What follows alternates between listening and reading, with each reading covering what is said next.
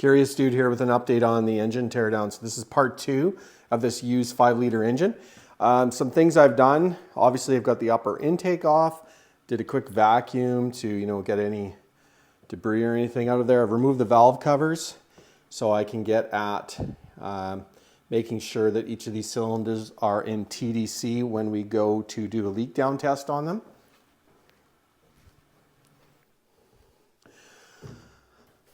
Done the same on this side too, just pulled off a valve cover. Didn't notice anything concerning at all in here. Actually, some of the valve springs still have some bit of an orange paint on them. So I don't know, again, is this really low mileage or was it rebuilt or what? Keen observer noticed that a commenter had mentioned that the upper intake and the lower intake had likely been off because, if you look here, we can notice some RTV here, and the factory would have likely used a cork gasket. So why would the lower intake have been off? Maybe it was something as simple as a leak, or maybe something more concerning. So we'll do a leak down test, and we'll see how it turns out. All right, I'm not going to do a video about how to do a leak down test. You can watch your own videos, but I'm going to check this once it zeroes out. So we'll see. And I get a leak down around 13–14%. Just going to do it again. It's at 5% leakage and about 18. So that's about 13% leakage on that cylinder. That's cylinder number 1 at TDC. This is a dead, cold, stored engine. There's very little lubrication in the cylinder there wall as well. So 13%. My concern is how even all of the cylinders will be. So I'm going to go do the same process for every cylinder, and I'll chart these out and we'll see where we're at. What I'm looking for is consistency between the cylinders. I don't even care if it's 20% or whatever on a cold used engine. What I care about is that they're even and that I don't have any weird surprises. So I'm going to rotate through. I'll do a little bit of video on some of the cylinders and then we'll compare the results. All right, so here we're on cylinder number 2. And got a helper here off screen. You ready? Here goes. There we go. Leak down of about 12% in there. We'll try it again.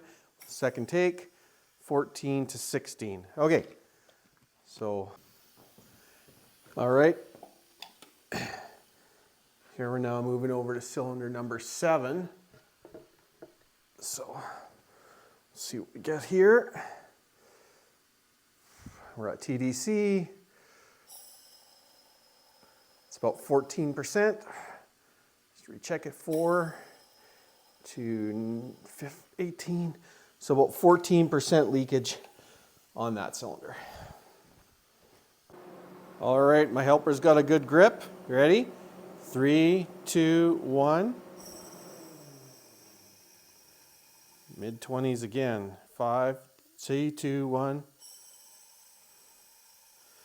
So about 25. Okay, thank you. All right, so here we go looking at the totals. So this is the passenger bank, driver's bank. So 13, 12, 20, 32 on driver's bank, 25, 25, 14, and 25. Yeah, you don't have to be a math wizard to understand that that's an incredible amount of variance.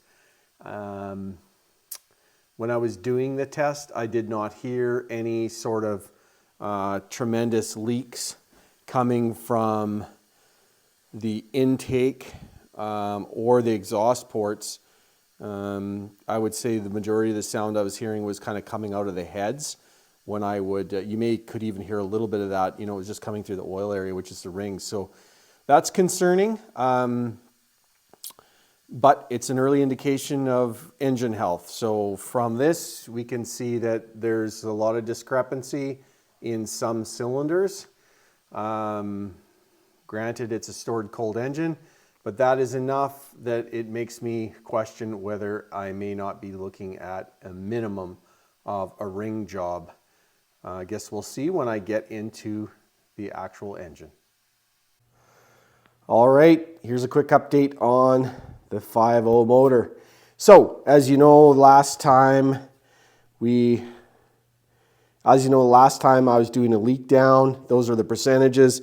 I had a cylinder that was pretty high, and I thought, well, you know what? My son and I, we put some oil in cylinder number 4, rotated it a couple times, put it at TDC, held the engine with the breaker bar as hard as possible.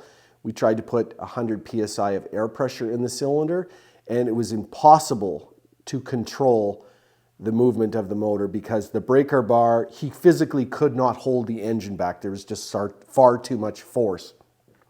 Tells me we have pretty good sealing in that cylinder around those rings. So I'm willing to almost not totally disregard those readings, but understand this engine's been dry for 20 years, sitting in storage. There's no oil around the rings in the cylinders at all, and it's probably drastically affecting the readings we're getting. So better assessment will probably be actually looking inside the cylinder, getting a better look at the condition, pulling some pistons and looking. So now I'm going to focus on pulling the lower intake off.